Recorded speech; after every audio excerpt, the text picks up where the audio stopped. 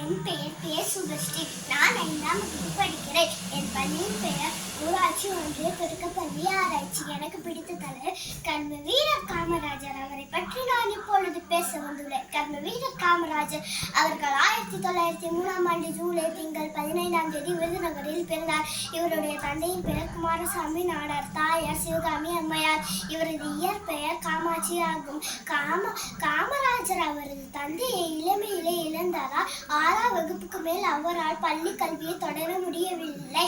கர்மவீரர் காமராஜர் படிக்காத மேதை. கருப்பு காந்தி என பல பெயர்கள் அவருக்கு உண்டு.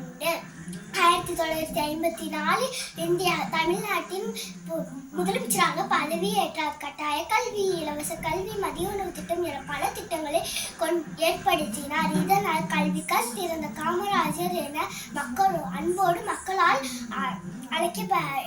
1975 அக்டோபர் 2 அவரது 72 வயதில் மண்ணுலகம் விட்டு விண்ணுலகம் சென்றார். நன்றி, வணக்கம்.